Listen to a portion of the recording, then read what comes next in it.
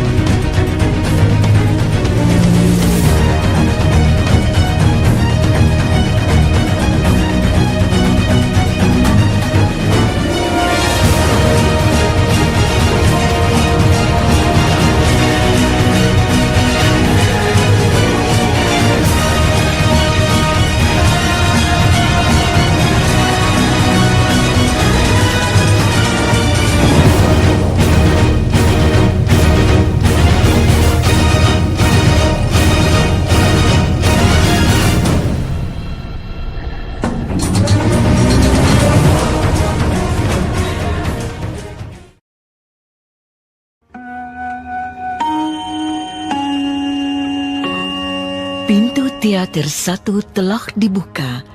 Para penonton yang telah memiliki karcis dipersilakan memasuki ruangan teater.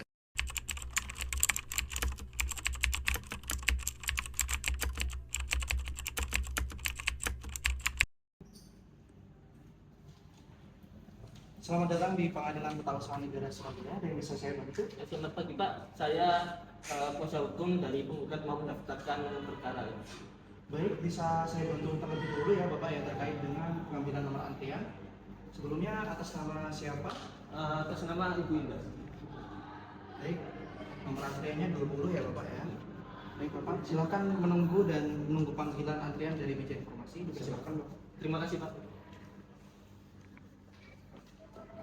Oh, ternyata video demo untuk mengetahui bagaimana jalannya administrasi peradilan tata usaha negara. Oke guys, awal berjalannya administrasi peradilan tentunya dengan pemberian nomor urut kepada pihak berperkara. Yang kemudian pihak berperkara menunggu nomor mereka disebutkan untuk menuju meja informasi.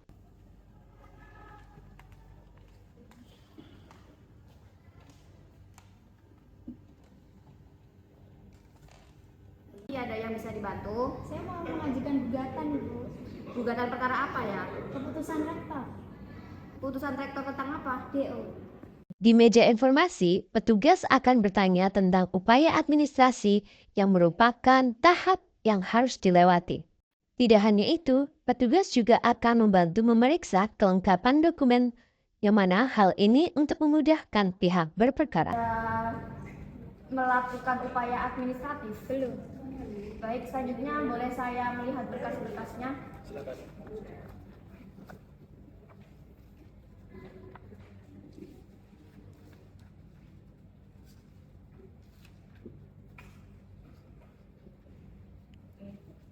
Apakah Ibu Ibu didampingi seorang kuasa hukum. Iya, ini. Baik, selanjutnya Ibu bisa melanjutkan pendaftaran ini ke meja perkara. Baik, terima kasih Ibu. Pada meja perkara, penggugat dibantu petugas untuk mendaftarkan perkaranya. Pendaftaran pada meja perkara dimaksudkan untuk pembayaran biaya panjar. Biaya panjar diperlukan untuk keperluan administrasi serta pemanggilan para pihak selama proses pemeriksaan perkara pada persidangan.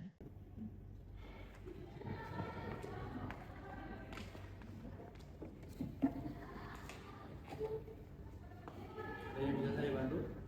Ibu, apakah ada yang bisa saya bantu? Saya mau mengajukan gugatan. Apakah berkasnya sudah disiapkan? Saya cek.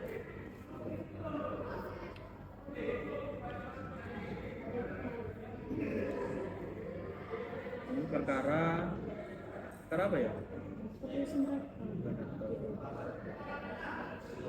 Baik, berarti ini belum didaftarkan ya? Saya bantu daftarkan dulu. Baik Bapak Ibu, ini perkaranya sudah saya daftarkan dan berkasnya sudah lengkap.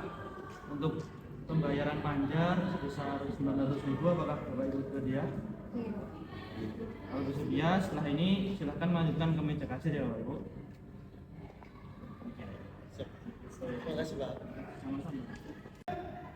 Kemudian, penggugat diarahkan untuk melakukan pembayaran, yang mana proses pembayaran dapat berupa tunai atau via transfer.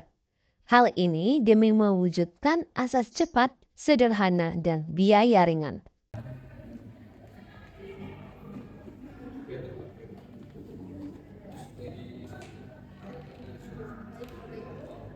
Pembayarannya bisa melalui cash atau transfer, Bapak. Baik, kami akan melakukan secara transfer. Silakan.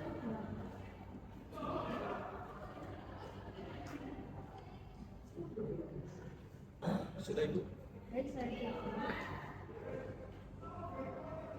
Baik, sudah masuk. Saya akan tekan.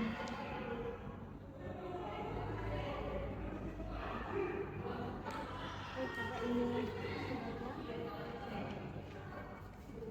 Baik, terima kasih Bu. Selanjutnya, penggugat diarahkan kepada meja kepaniteraan untuk melakukan pendaftaran perkara. Pendaftaran tersebut dilakukan secara online atau disebut dengan e-court melalui website Sistem Informasi Pelayanan Publik yang disingkat SIPP. Silakan. Baik Bapak Ibu, apakah sudah melakukan pembayaran biaya panjang? Sudah Pak. Ya saya cek buktinya. Sudah lunas ya. Sekarang bisa saya minta berkasnya untuk saya upload ke cloud.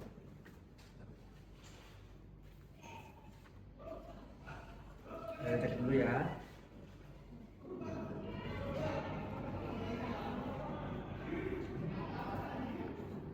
Baik, untuk berkasnya sudah saya terima, sudah saya upload ke e-court. Setelah ini silahkan Bapak Ibu untuk menunggu panggilan sidangnya atau relas ya. Apakah sudah dimengerti? Iya. Untuk selanjutnya apakah ada yang ditanyakan lagi? Cukup. Baik. Bu Panut, ini berkasnya sudah saya daftarkan. Oh iya, tadi ini ya. Sudah dicek kelengkapan berkasnya ya, Pak? Sudah. Saya beri ini di sini tanggal dan juga nomor register perkaranya ya. Terima kasih. Setelah perkara didaftarkan secara e-court pada website SIPP, perjalanan berkas perkara dilanjutkan pada pemberian nomor register dan pemeriksaan kembali kelengkapan berkas oleh panitera muda.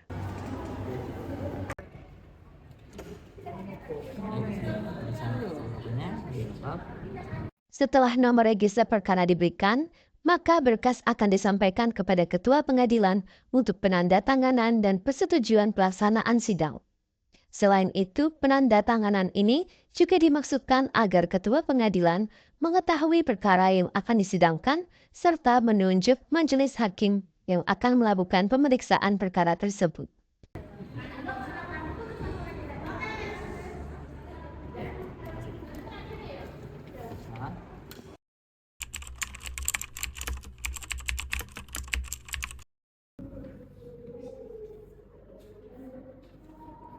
Sidang Peradilan Tata Usaha Negara dengan nomor perkara 45-G-2025-PTUN Surabaya dengan perihal perkara gugatan tata usaha negara antara Indah Zulfa mahasiswa Fakultas Hukum angkatan 2022 melawan Rektor Universitas Sumala Surabaya tentang surat keputusan Rektor nomor 2751-5.5.RI/SK/SPB/2025 tertanggal 11 Mei tentang penetapan drop out terhadap mahasiswa Fakultas Hukum angkatan 2022 akan segera dimulai. Akan memasuki ruang persidangan. Hadirin dimohon untuk berdiri.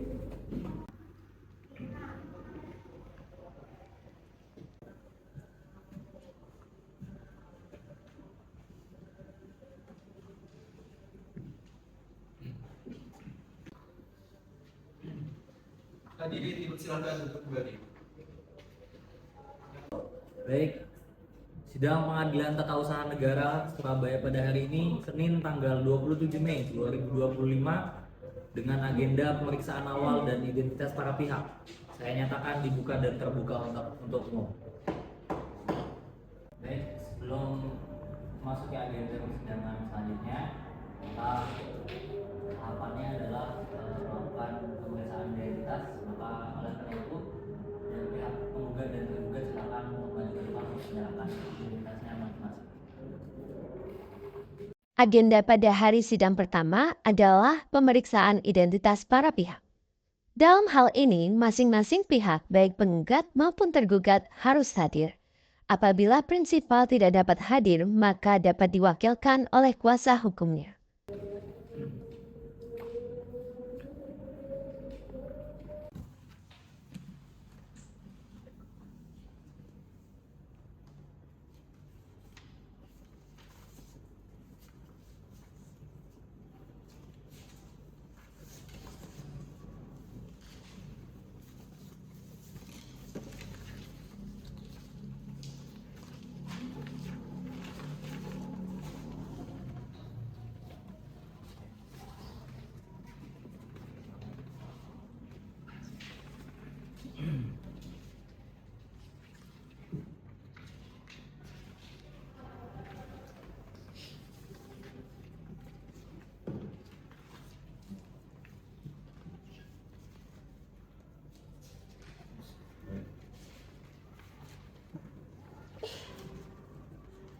Tahun ya.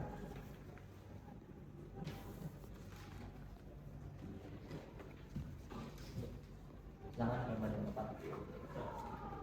Baik, dari pihak tergugat apakah sudah mendapatkan salinan dari pihak penggugat? Sudah yang mulia. Gugatan yang telah diupload pada SIPP akan dapat dibuka oleh pihak tergugat. Dengan demikian, maka tergugat dapat menyiapkan jawabannya sesegera mungkin. Mohon diperhatikan, aplikasi SIPP untuk pihak berperkara hanya dapat dioperasikan oleh pihak pengadilan, advokat, dan pihak berperkara yang telah terdaftar. Apakah sudah menyiapkan jawabannya? Sudah yang mulia. Baik, silakan kepada penggugat untuk maju ke depan untuk memberikan salinan dari jawabannya. Dan kepada pihak penggugat, silakan untuk maju ke depan untuk memeriksa salinan dari jawaban dari pihak penggugat tergugat.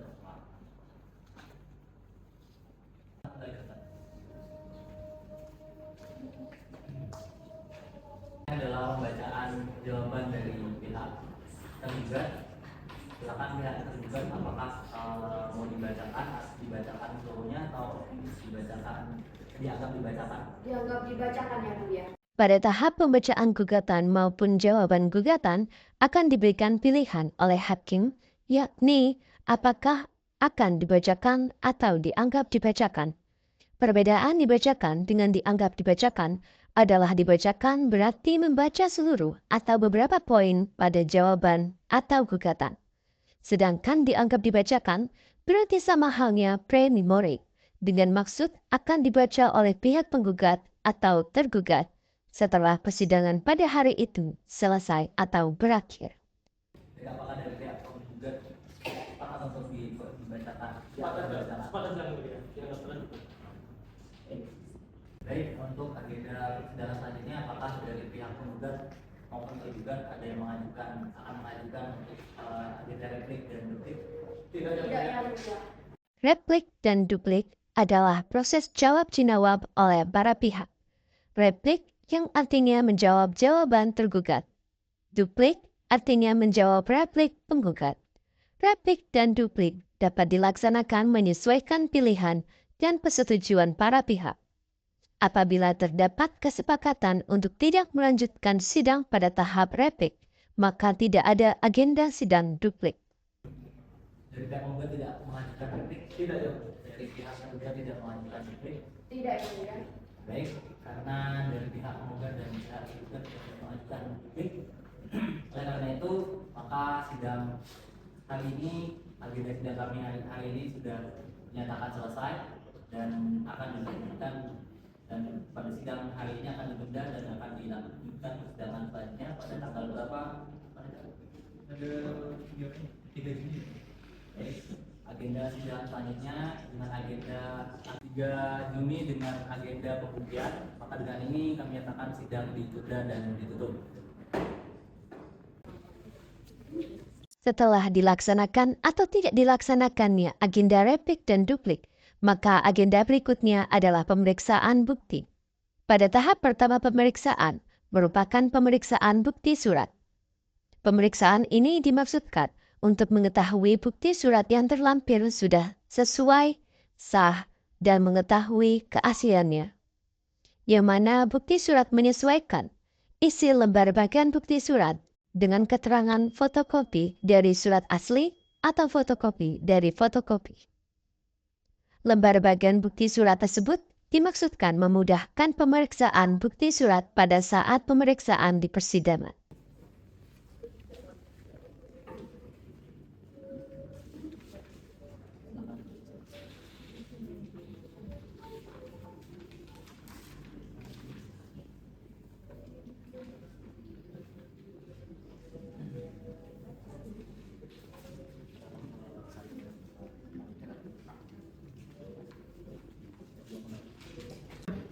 Baik, agenda selanjutnya yaitu pemeriksaan saksi. Mohon kepada Pak Jenderal untuk memanggil saksi bersangkutan dan Kepada para pihak, silakan hadirkan saksi ke ruang persidangan. Siap saksi penggugat memasuki ruang sidang. silakan duduk.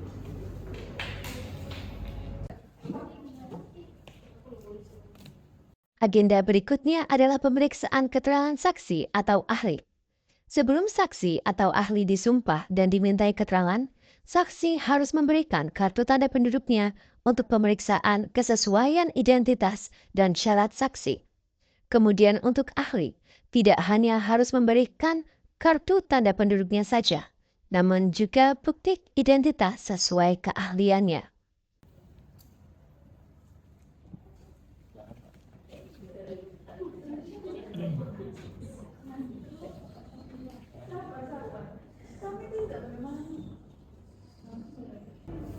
Saksi atau ahli harus disumpah yang tentunya menyesuaikan agama dan kepercayaan saksi atau ahli.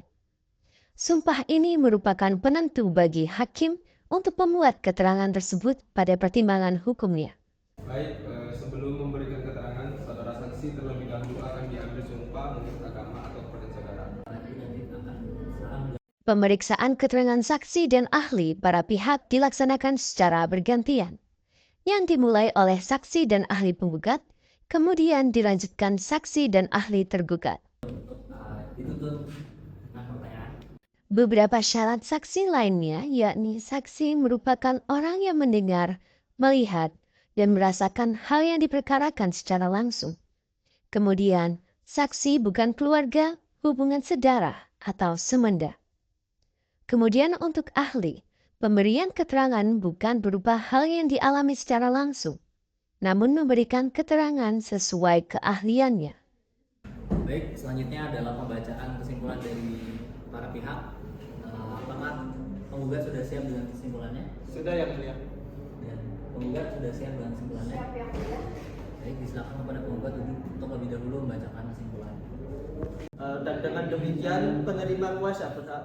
Setelah agenda pemeriksaan bukti, tahap berikutnya merupakan pembacaan kesimpulan. Kesimpulan dapat dilaksanakan maupun tidak, Hal ini sesuai dengan kesepakatan para pihak. Kesimpulan dilaksanakan sesuai dengan urutan, yakni kesimpulan oleh pihak penggugat yang kemudian dilanjutkan oleh pihak tergugat. Baik, izinkan saya untuk membaca kesimpulan yang mulia. Agenda kesimpulan merupakan agenda yang menjadi kesempatan emas bagi para pihak. Hal ini dikarenakan kesimpulan dapat berisikan penguat gugatan atau jawaban.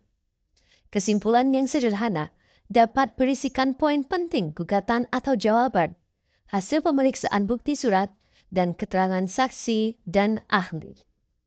Sidang Pengadilan Tata Usaha Negara Surabaya dengan nomor perkara 45-G-2025-PTUN Surabaya. Saya nyatakan dibuka kembali dan terbuka untuk umum dengan agenda pembacaan putusan. Setelah agenda-agenda persidangan dilaksanakan, maka pada tahap selanjutnya adalah pembacaan putusan oleh majelis hakim dan harus dihadiri oleh para pihak. Putusan ini merupakan hasil dari rapat permusyawaratan hakim yang dilaksanakan paling lama 7 hari. Pertimbangan ini menjadi alasan jumlah majelis hakim haruslah ganjil. Hal ini agar tidak adanya dissenting opinion atau perbedaan pendapat yang berjumlah seimbang, sehingga dapat ditentukan hasilnya menyesuaikan jumlah terbesar opini. Majelis hakim yang memeriksa dan mengadili perkara ini telah bermusyawarah, mempertimbangkan seluruh dalil gugatan, jawaban tergugat, pembuktian, serta kesimpulan tertulis dari kedua belah pihak. Selanjutnya, saya akan membacakan amar putusan sebagai berikut. Dari para pihak, penggugat dan tergugat, apakah sudah siap? Sudah siap. Baik. Amar putusan. Mengabulkan gugatan penggugat untuk sebagian.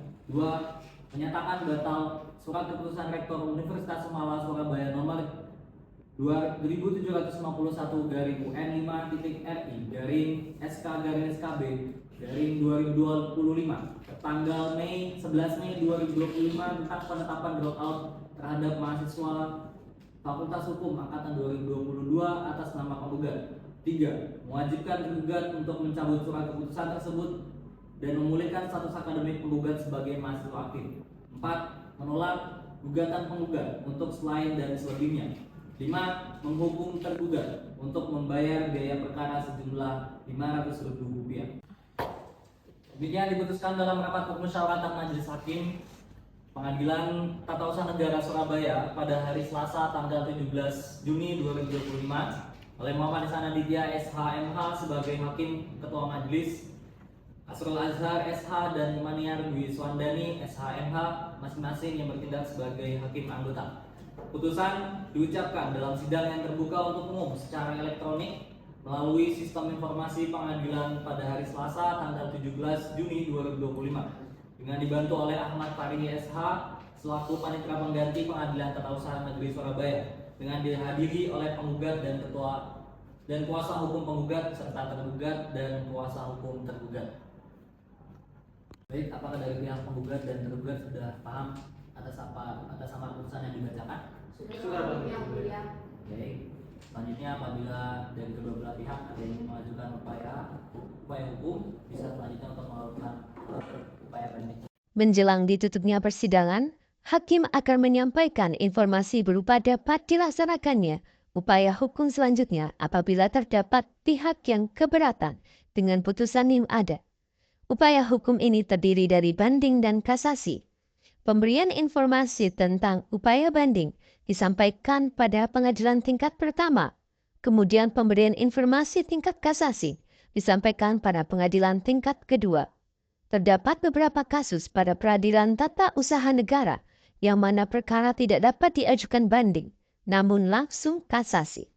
Salah satunya perkara pengadaan tanah untuk kepentingan umum. Baik, dengan ini sidang perkara nomor 45/G/2025/PTUN Surabaya dinyatakan selesai dan ditutup.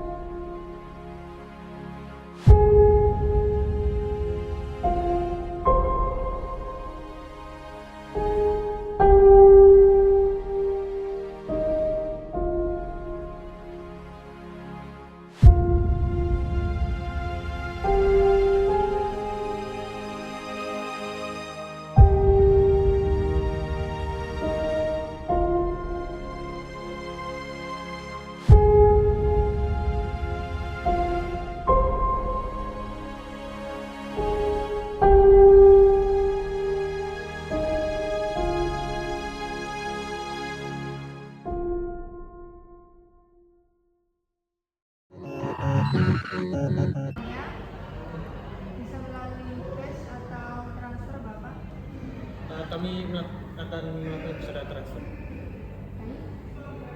Ya, apa balik tadi?